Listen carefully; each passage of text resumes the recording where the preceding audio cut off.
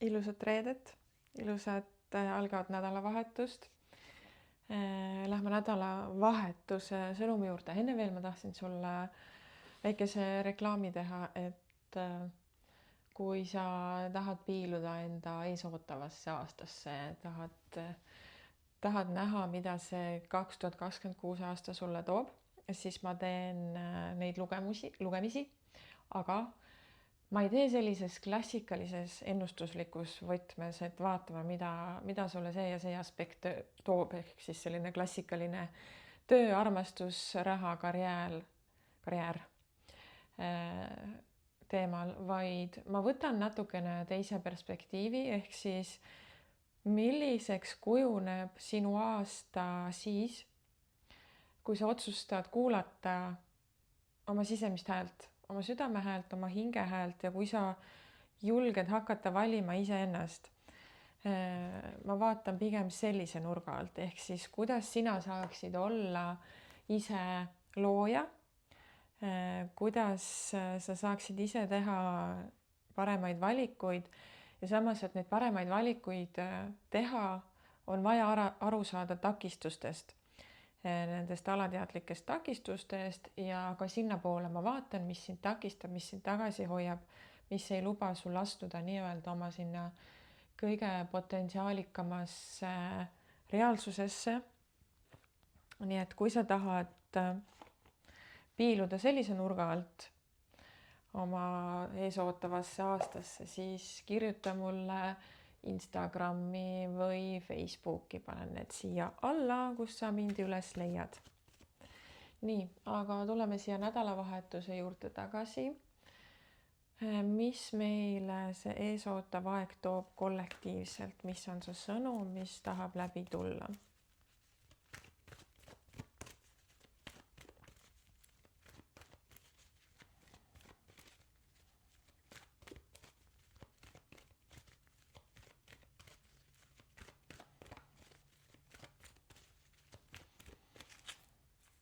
Nii. Sind aidatakse, abi on teel, abi on olemas, kas oskad seda märgata, kas oskad seda vastu võtta? Sõnum siin selle kaardi peal on selline, et isegi kui sa veel ei näe, isegi kui sa ei taju, siis tegelikult loori taga universum, sinu esivanemad, sinu spirituaalne tiim töötab sinu kasuks, nad töötavad alati sinu kasuks, isegi kui sa ei näe tulemust, isegi kui sul on tunne, et kõik laguneb ja justkui nagu sa oled üksi. Nad on olemas, nad töötavad sinu heaks, nad teevad kõik endast oleneva, et see reaalsus, kus sina elad, oleks sinu jaoks kõige väekam. Aga see kõige olulisem punkt seal vahel oled sina. Kas sa oskad märgata esiteks, kas sa tahad märgata? Kas sa ise tahad astuda neid samme ja kas sa ise tahad endale tegelikult ka luua oma kõige väekamat reaalsust ja tulevikku? Et meie spirituaalne tiim teeb kõik selle nimel, et meil oleks hea ja tore, aga meie oleme need, kes otsustavad. Kas me astume need vajalikud sammud, kas me teeme need lükked, mis nad meile näitavad, sest meil on vaba tahe. Me ei pea tegema nii, nagu meie hingegiidid ja meie inglid meile ette ütlevad. Me saame alati ise otsustada, aga nad tegutsevad alati meie kõrgema hüvangu nimel. Ja sa ei ole kunagi üksi, nad alati sind aitavad. Ja miskipärast mul praegu tulebki üles pigem see, et sa võid tunda ennast üksikuna või mahajäetuna. Ja ma olen ise ka olnud korduvalt sellises kohas, et on mingisugused raskemad kogemused või emotsioonid ja kuidas ma nendest siis välja tulen ja see mind ajab tegelikult tohutult vihaseks, mida ma nende sünkroonsete numbritega teen, mida ma kella peal näen, eks ole, mida ma selle 111-ga teen. Et mul on vaja reaalset toetust, ma tunnen, et ma olen üksi jäetud ja kus kurat see spirituaalne tiim nüüd on, eks ole, kui nad väidavad, et nad on alati olemas, siis tegelikult kui ma olen kukkunud endaga sellisesse üksindusse ja samas ka ohvrirolli, eks ole, et siis nad on alati ennast lõpuks näidanud, et näed, me olime olemas, me tegelikult tegime ja me tegelikult suunasime. Ja on täiesti okei emotsioneerida ka selliselt. on täiesti okei lasta endast ka need ohvrirolli emotsioonid välja. Et see ei ole vale. Vale on sinna kinni jääda. Vale on see võtta enda identiteediks. Nii et kui sa peaksid ka ennast võib-olla tundma nagu spirituaalselt mahajäetuna või üksikuna, siis lase endal sellel tundel protsessida või siis sinna sisse endal vaadata. Ja ära unusta, et behind the scenes ehk siis loori taga taustal kogu aeg midagi toimub. Kogu aeg nad on olemas, kogu aeg nad toimetavad ja saadavad sulle tuge, saadavad sulle märke, saadavad sulle suunajuhiseid. See ei ole mitte hetkekski üksinda. Nii. Aga tarakaardikesed meile nädalavahetuse kohta, mis sõnum siit tahab läbi tulla.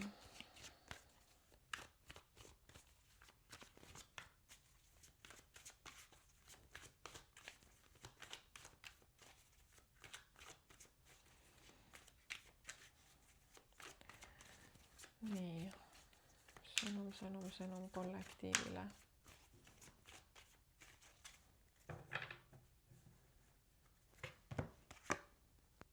Näed, maagikaart, mida maag teeb, ta loob kõikidest vahenditest, mis tal on, seda, mida ta tahab luua. See on selline manifesteerimise jõukaart ka, et manifestatsioonidel, sinu sõnadel, sinu tegudel, sinu väljendusel on vägi ja alati tagajärg. Ei ole niimoodi, et sa teed midagi ja tulemust ei ole, on küll. Võib-olla see tulemus lihtsalt sulle alati ei meeldi või on liiga väikene sinu jaoks, kõik on suhtumise küsimus, on ju. Aga alati kõike, mida sa endast välja annad, kas füüsiliselt, energeetiliselt, emotsioonina, sõnadena, mis iganes, sellel on alati mingisugune mõju ja mingisugune tagajärg ja maag praegu tulebki mul kuidagi sellist nagu teadvustamist tooma, et mida sa enda reaalsusesse lood, kas sa oled teadlik sellest ja mida sa oma reaalsusest tahad maha jätta. Karikate 8 nüüd näitabki seda, et midagi on vaja selja taha jätta.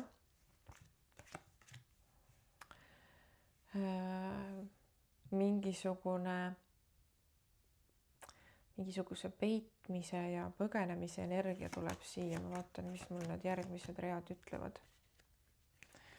Mul on tunne, et ma tahan natukene selgitust saada. Ühesõnaga, siin tuleb selline edasiliikumise kaart ja edasiliikumise selline nagu impulss, aga see edasiliikumine toimub selle nimel, et midagi on vaja maha jätta. Kogu kupatusega, kogu koormaga ei ole võimalik edasi minna, see koorem on vaja kergemaks teha, sest sellise laadungiga sa ei jõua kuskile. Ja midagi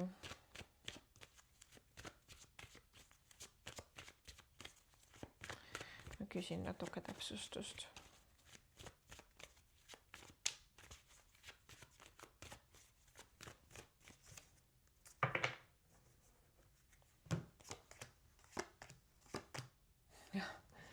Mis on vaja maha jätta? Palun väga, milline sulaselge rida ja all on mõõkade 4 appikene. Kõik on väga sellised raske energiaga kaardid, ärevus, hirm, konfliktid, manipulatsioon, sellised toksiline energia, unetu tööd, ärevus vist juba ütlesin, stagnatsioon. No mis veel? Kõik selline energia, ebavajalik energia, mis hoiab sind paigal, mida sul üldse vaja ei ole, mida sa ei pea endaga kaasas kandma. Ja see on vaja maha jätta, nagu sa näed siin, see tüüp kõnnib minema. Kõik karikad jätab maha ja läheb minema siia valguse poole. No, see valgus nii-öelda valgustab talle teed, kuhu minna, sest ta jätab kõik selle maha, mis ma siit ette lugesin. Hirm, ärevus, mure, lein, kurbus, ükskõiksus, konfliktid, negatiivsed inimesed, kõik, mis hoiab sind sellises pikutavas energias, stagnatsioonis, niimoodi, et sa ei taha vaadata ka, sa ei taha teada ka, sa oled täiesti apaatseks, ükskõikseks muutunud. Ja siin tuleb jälle natukene see energia üles, et sa oled selle musta koha iseenda jaoks valgeks rääkinud ja iseennast kuidagi üritanud veenda, et see, kus sa oled, see on okei. Mis sa sellega ära annad oma täieliku väe? Sauade kuningas on energia, mis on täielik iseenda omamine, täielik vastutuse võtmine, okei. Selleks, et sellest kohast edasi minna, kus sa oled, see nii-öelda see negatiivne, see mure ja see raskus, mida ma siin kõik ette lugesin, sul on vaja võtta vastutus selle koha eest. See on hästi selline õrn teema ja hästi tihti valesti mõistetud. Aga see on see koht, et kõik, mida sa teed, kõik, mida sa koged, oled sa iseendale esile kutsunud. Kui sa näiteks satud inimesega kokku, kes on sinu vastu negatiivne, toksiline või manipuleeriv, siis mis on sinus see koht, mis lubab manipulatsioonil jätkata?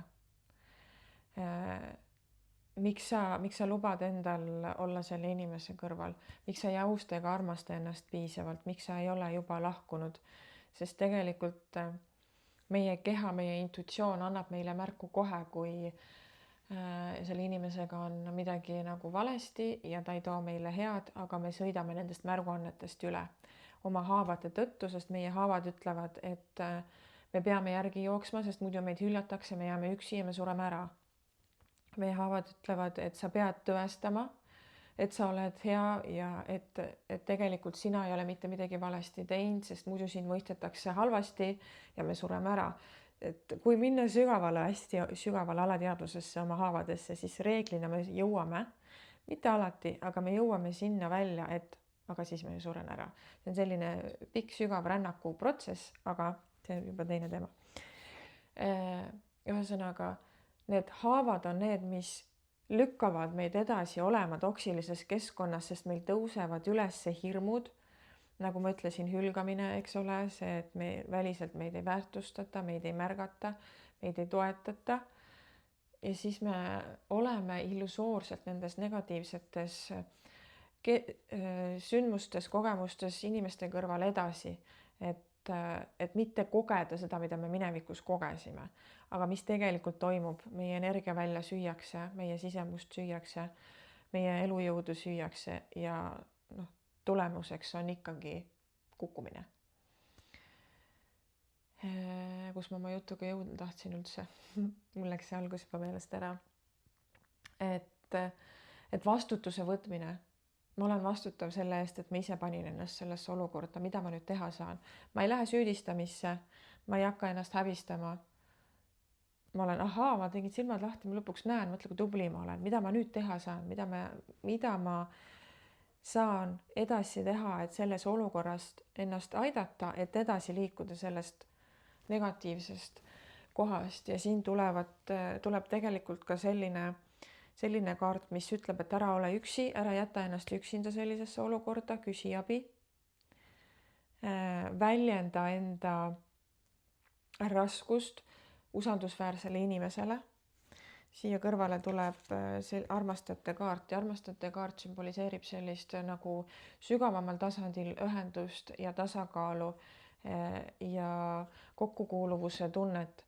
Et esiteks, kui sa eemaldad selle negatiivsuse oma energiaväljast, see loob võimaluse ja ruumi sündida suhetel, mis on mõeldud päriselt olema, mis päriselt tekitavad sinus kuuluvuse tunnet. Samas teise külje alt ka, et sellest olukorrast välja tulla, märka enda kõrval neid inimesi, kes on tegelikult sinu poole peal ja tegelikult sind toetamas, et ära jäta praegu sellises raskes olukorras ennast üksi, luba endal sellest välja kasvada, kus sa oled. Ja läbi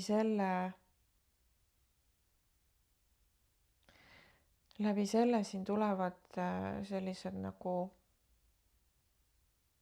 uued algused on nii pinnapealne öelda. Aga pigem selline uus nagu väljavaade või uus vaatenurk kogu sellele olukorrale ja kogu sellele ja võib-olla üldse nagu elule ja iseendale. Et sinu selline sisemine võitlus saaks maha rahuneda.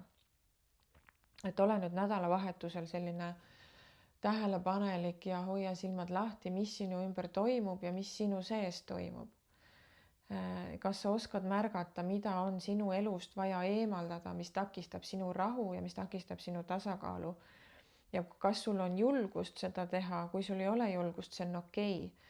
Aga ära jää ohvri rolli ja hakka endas vaatama, miks sul ei ole julgust või miks sul ei ole seda enesekindlust ja eneseusku, et teatud samme iseenda heaks astuda. Hakka endas seda nurka vaatama, on ju.